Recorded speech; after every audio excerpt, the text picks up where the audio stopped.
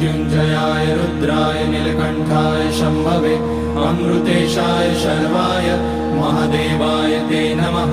नमस्तेऽस्तु भगवन् विश्वेश्वराय महादेवाय त्र्यम्बकाय त्रिपुरान्तकाय त्रिकाग्निकालाय कालाग्निरुद्राय नीलकण्ठाय मृत्युञ्जयाय सर्वेश्वराय सदाशिवाय श्रीमान् महादेवाय नमः।